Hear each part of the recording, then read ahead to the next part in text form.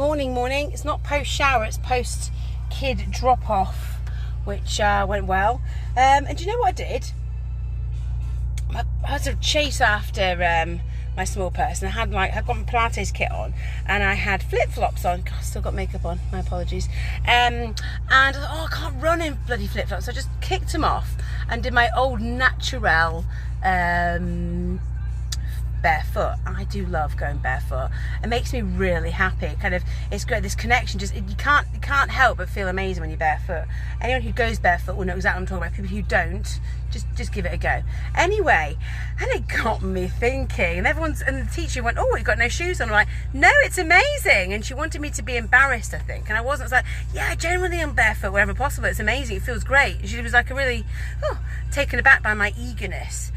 And then I wrote a little thing last night and posted it this morning on making money, because money is like it's almost become like something we shouldn't want. Or if you want money, you're greedy, or if you want to earn money it really triggers, because for instance, okay, so Max wants to have a messy room, like Jackie Wilson in the background, wants to have a messy room and yet make money out of it. And the knee-jerk reaction is, "Oh, don't be silly, get a proper job," or whatever. And I've heard people go, "Well, that's not a real job." I was like, hang on a second.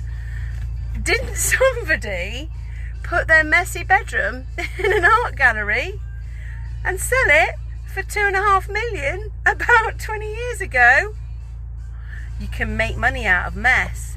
And I was like, gosh, that is a real belief, isn't it? That you have to have a proper job to make money. It's got to be hard to make money.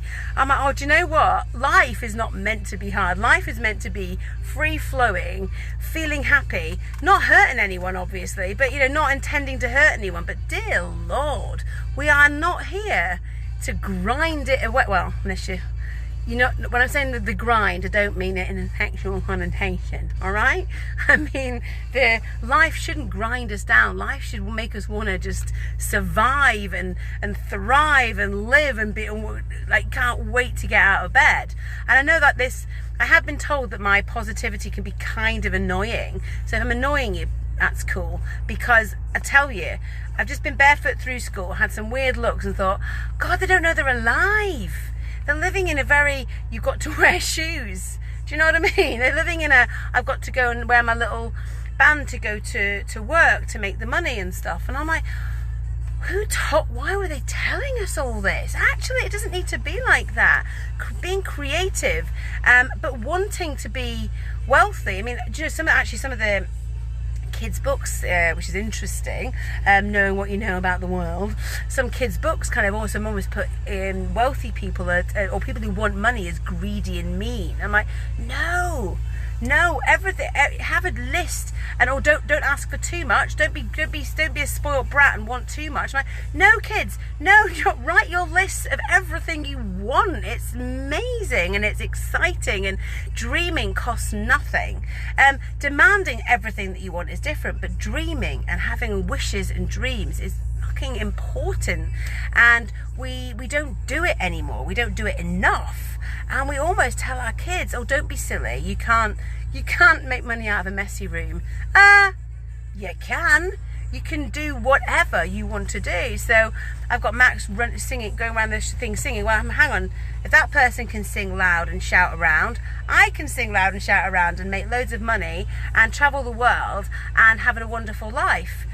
And for some people that I've seen it when Max talks like that, because I've worked through so many of my money blocks, because I didn't know I had any, but I really, really did. I had lots of stories I was telling myself, as we do about everything, relationships, money, life in general. And until we face those stories and knock them down and question them. Another example, there I was saying to the kids, "Don't play with your food." And Constance just says, "Why? That just sounds like a story." I'm like, hang on. She says, "I'm not doing any harm. I'm not making a mess. I'm just making it fun." I was like, you've got a point. Play with your food, make it fun, enjoy the moment. And it's really interesting. And so, paddle your own canoe, I've just labelled that, because it just seems that you've got to do things your way. What literally makes you alive inside, and you will, by doing that, you create more of it. You literally create your own awesome life. The more awesome and the more you are alive inside, and you are tuning in to what drives you and makes you happy, that's when you get more of it. So don't be afraid to dream, and don't be afraid to ask for what you want. Be prepared though that you might have to challenge what you know and challenge what you believe, because there's Bruce Lipton, who I've got a lot of time for. He's really, really cool. Doctor, sorry, Bruce Lipton, MD. But he, stem cell biology, he said you've got to be prepared to, being clever is not about knowing it all. It's being prepared to challenge everything you know. And that is kind of, that's where we are right now. But not only what we know as in what we come from the outside, but what we know on the inside. We've got to challenge everything we believe about ourselves and the world and life in order to be truly happy. Because a lot of people are searching for heaven, for that thing, for that elusive thing. And they've already got it. You literally have already got heaven on earth right in front of you.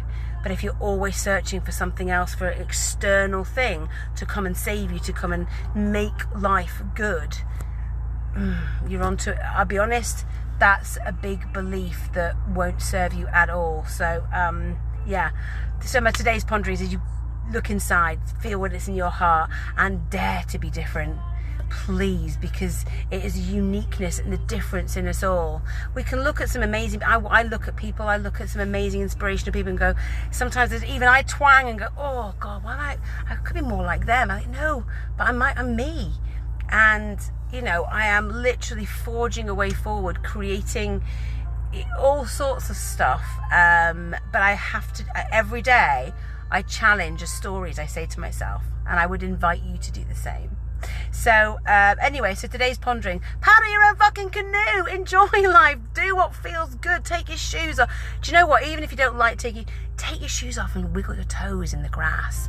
I now do it wherever I can, and I can thank a good friend of mine, Anna, and a good friend of mine, AJ, for really showing me how you could do it anyway. You can just walk barefoot down the street. It's an incredibly liberating experience. I did it in Tesco's actually with a cup of coffee. That's quite liberating. But wiggle your toes in the grass, connect with it, because wow, it's really powerful. And that's not just hippy dippy stuff. That is, you are connecting with source. So take your shoes off if you want to. If you think that's a load of shit, don't do it. Paddle your own canoe. There is a huge amount of force from every direction at the moment, but do you know what? You just know instinctively what is right for you, and do it, because it's meant to be fun. Those people who told us, and life told us, that life is meant to be hard, they're just mental, and I bet you they're not having a hard life. Life is meant to be like ecstatically fun and glorious and easy. So if it's not easy, challenge why. What is it that's in your life that is making it hard? And maybe that's just a story you tell yourself. I always told myself that in order to be rich, I had to hustle. I had to hustle and blag and make it hard. And what a load of bullshit that is. You told in school, like I'm having a conversation, for instance, with teachers about homework. I'm like, they work 6 hours a day. That's enough. Yeah. So we're having a conversation about homework, because I'm like, I wouldn't do work at night if I didn't want to actually work at night. So I don't work in the day so much. I work more in the evening because it suits me, and that's how I want to watch. But anyway, that's irrelevant. What I would love, the point I'm trying to make is, do what feels good. Whether or not it's the same as everyone else, it can be the same as everyone else, but it might not be the same as everyone else. Do what feels good, find what feels good. And I would actually invite you to ask yourself what feels good, because maybe you don't even know anymore.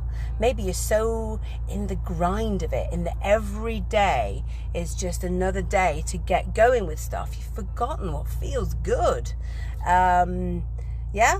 Anyway, that's enough from me. I'm going to go home and do a Pilates class. Tell me what feels good. I'd love it if you comment and let me know what feels good. I'll put this over onto my group as well, this little video. And I maybe should take my makeup off from yesterday before I go and drop the kids off at school. Okay, with so much love from my heart to yours. I hope you can feel it. Love you.